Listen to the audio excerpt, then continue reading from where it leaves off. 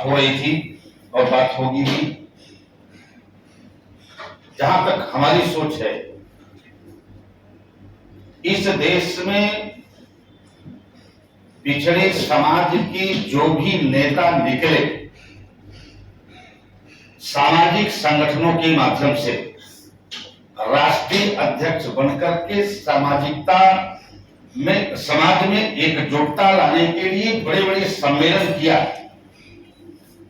और शोषक पार्टियां जो इस देश में काम कर रही हैं, उन पार्टियों ने उनकी भीड़ को देख करके उन्हें आमंत्रित किया और वह निजी स्वार्थ के लिए समाज को दरकिनार करके स्वतः विधायक और सांसद बन करके अपने ही समाज के लोगों का शोषण करना शुरू कर दिया। ये मुख्य मुद्दा है। इसलिए हम आप लोगों से निवेदन करना चाहेंगे, हमारी सम्यक पार्टी की जो विचारधारा कि सामाजिक परिवर्तन या इस पसमानदा समाज को राजनीति में भागीदारी, शासन प्रशासन में भागीदारी के लिए सबसे पहले हम लोगों को राजनीतिक परिवर्तन करना पड़ेगा। और जब तक हम राजनीतिक परिवर्तन इस देश में नहीं करते, तब तक ये पसमानदा समाज न राजनीति में अपनी भागीदारी सुनिश्चित कर पाएगा, न शासन और प्रशासन। इसलिए हम लोगों ने 2018 में 7 फरवरी 2018 को हमारी पार्टी का रजिस्ट्रेशन हुआ, सम्यक पार्टी का, जिसमें हमने जातिवाद, वंशवाद और परिवारवाद को दरकिनार करके, यह देश लोकतांत्रिक है, इस देश में एक लोकतांत्रिक संगठन, राजनीतिक संगठन हम लोग बनावे। जैसा कि बाबू जगदेव प्रसाद जी का मानना था कि बारी बारी से अगर सबको मुखिया बनने का मौका मिले तो ये पिछड़ा समाज, दलित समाज जो सामाजिक सम्मेलनों में बड़ी बड़ी डींग हाँकता है कि हम तो 150 वर्षों तक शासन किया, हमारे फरा राजा रहे हैं, सब अपने अपने राजाओं की का इतिहास गिना देते हैं, लेकिन आज आजाद भारत में, इस लोकतांत्रिक भारत में राजनीति में डबल जीरो पर। तो सम्यक पार्टी ने एक विचार जो पूरे देश को दिया। इस समय 5 प्रांतों में हम लोग सम्यक पार्टी को चलाने का काम कर रहे हैं, अपने विचार को गली कूचे में पहुंचाने का काम कर रहे हैं। अभी मंत्री जी बोल के गए, हम कोसते हैं, नाजी शब्द का प्रयोग किया उन्होंने। हम अपने राजनीतिक पार्टियों को कोसते हैं, लेकिन सत्ता में बैठी हुई जो राजनीतिक पार्टियां हैं, ये अपने को नाजी संप्रदाय का समझती है। मैंने एक किताब में पढ़ा, एक दिन एक डिबेट भी आ रही थी, एक पिछड़े समाज के व्यक्ति से डिबेट हो रही थी, प्रश्न पूछ रहे थे कर कि ये नाजी शब्द क्या है। यानी एडॉल्फ हिटलर ने अपने को नाजी संप्रदाय का बताया, नाजी यानी आगे, और उसने कहा कि हम शासन करने के लिए पैदा हुए। उसको सुन करके इस भारतवर्ष के तथाकथित लोग अपने को आर्य कहना शुरू कर दिए, श्रेष्ठ कहना शुरू कर दिए कि हम भी भारत में शासन करने के लिए आए हैं। जैसा कि गोखले ने भी अपनी किताब में लिखा है, गोलवलकर ने भी अपनी किताब में लिखा, नेहरू ने भी अपनी किताब में लिखा, केदारनाथ पांडे ने भी अपनी किताब में लिखा, और दयानंद सरस्वती ने भी अपनी किताब में लिखा कि हम आर्य बाहर से आए हैं और भारत में रहने वाले लोगों के ऊपर शासन करने के लिए आए। आज तथाकथित जो सत्ता में बैठे हुए लोग केंद्र में, अगर कोई बात उठ जाती है तो उसका विरोध करते हैं। अभी एक हमारे मेहसान जी हैं, रोज गरिया रहे हैं, लेकिन उनके नाम से कोई मुकदमा नहीं, उनके खिलाफ कोई आंदोलन नहीं, उनकी गर्दन काटने के लिए कोई भी मनुवादी या ब्राह्मण व्यवस्था का व्यक्ति कोई धमकी नहीं दे रहा। चंद्रशेखर जी कुछ बोल गए तो उनको धमकी मिल गई, उत्तर प्रदेश में स्वामी प्रसाद मौर्य जी बोल गए तो उनकी गर्दन काटने की धमकी मिल गई। जबकि इस ब्राह्मणवाद मनुवाद में 4 वेद 18 पुराण 6 उपनिषद 12 स्मृतियां, किसी ने हिंदू शब्द का प्रयोग नहीं। ये अपने को हिंदू सनातनी और वैदिक कहते हैं। तो मैं तो आप लोगों से यही कहूंगा कि अब अगर कोई पूछता है आपसे तो आप साफ शब्दों में कहा करिए कि हम भारत के लोग, हमारे अंदर भारतीयता है, हम भारतीय हैं, हम बौद्ध धर्म को मानते हैं, हम हिंदू नहीं है, हम सनातनी नहीं है, हम वैदिक धर्म को नहीं मानते। तो इस तरह हमारी पार्टी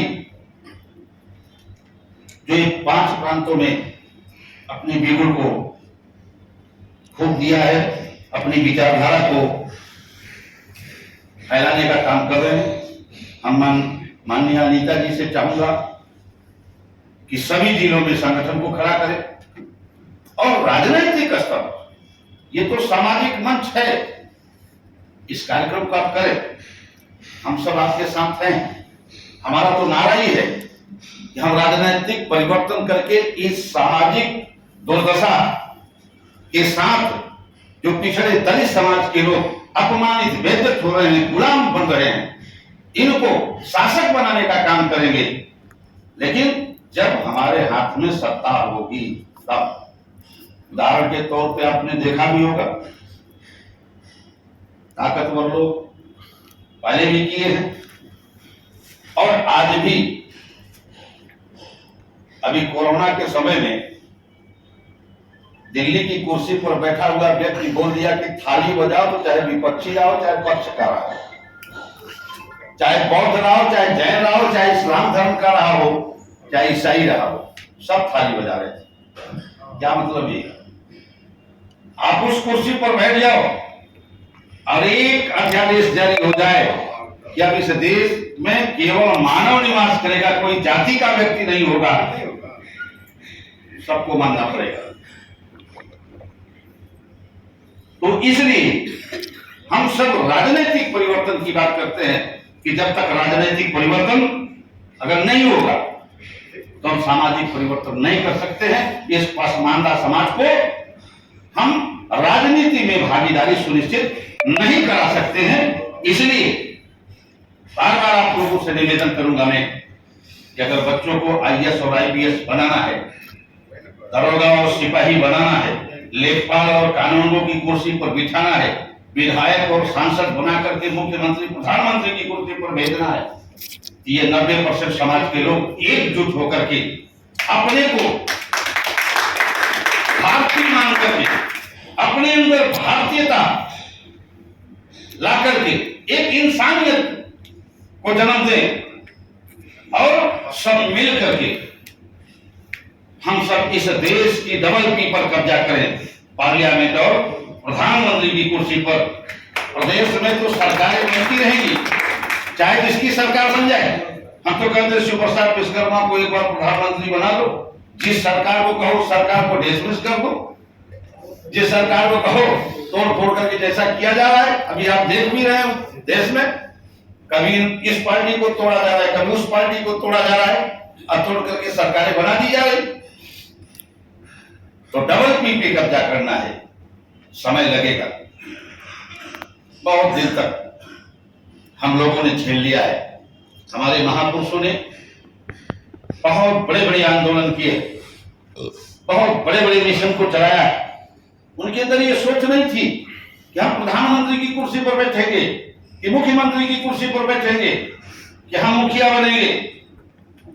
आपने देखा भी है, बिहार तो सबसे जीता जागता उदाहरण है। बाबू जगदेव प्रसाद जी खुद शोषित दल बना करके कभी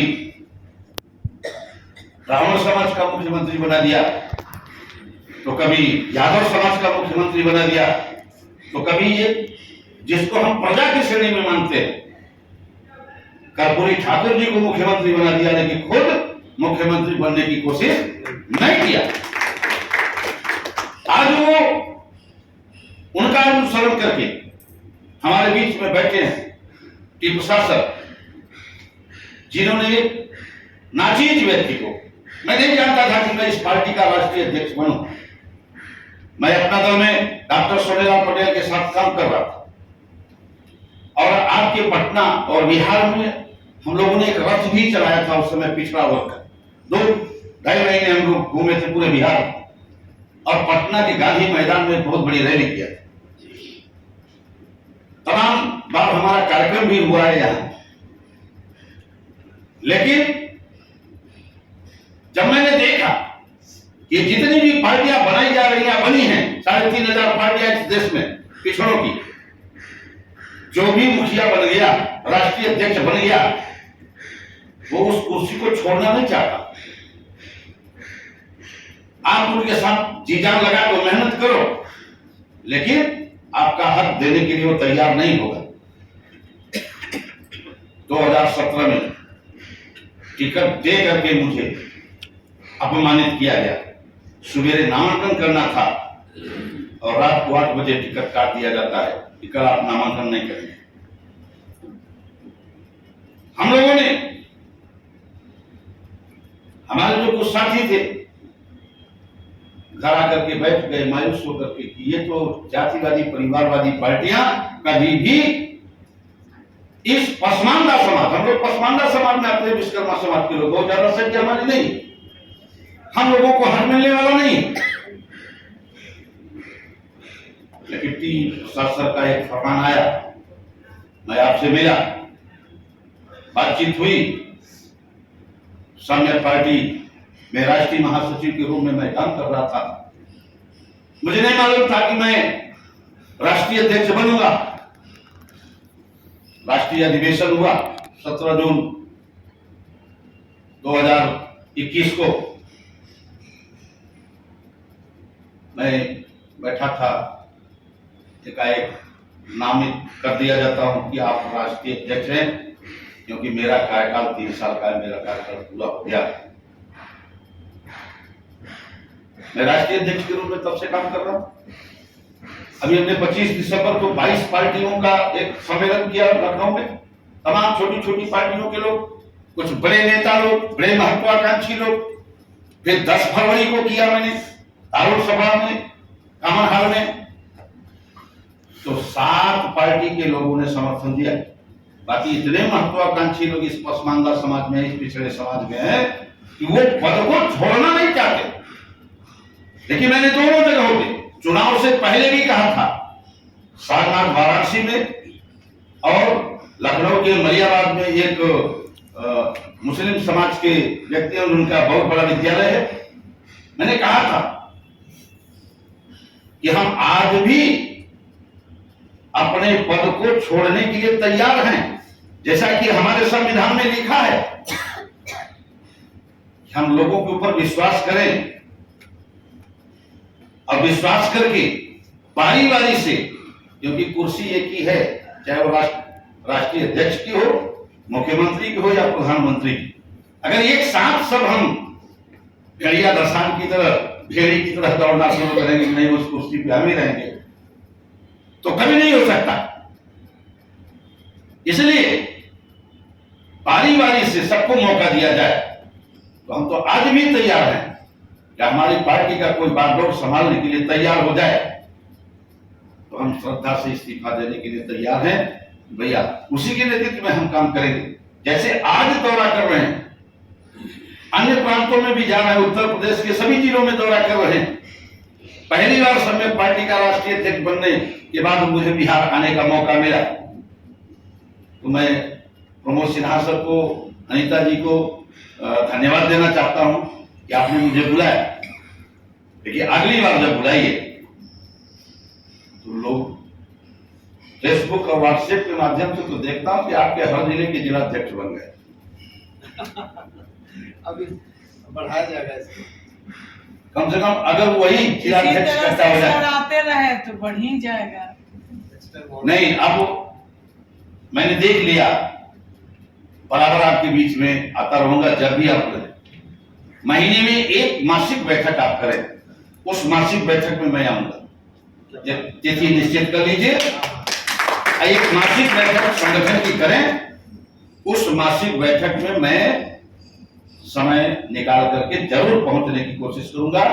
और हर जिले के जिलाध्यक्षों से कहिए 10 लोग बैठे, 15 ही लोग बैठे, जितने पदाधिकारी हैं वही बैठ करके महीना में एक बैठक करें और समाज इस पार्टी की विचारधारा को लोगों तक पहुंचाने का काम करें। ये जो पत्रिका आपकी छपी हुई है हम लोगों की, और ये जो हम लोगों का संविधान है, ये हर व्यक्ति के पास पहुंचना चाहिए।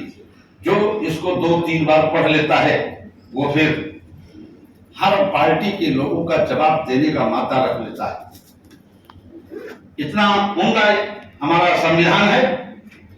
और बूथ से लेकर के राष्ट्रीय अध्यक्ष तक हमारी पार्टी में एक कार्यकाल है। उस कार्यकाल के तहत स्वेच्छा से सभी पदाधिकारी अपने पद से इस्तीफा दे करके दूसरे समाज के लोगों को, दूसरे प्रांत के लोगों को उस पद पर बैठाने का काम करेंगे।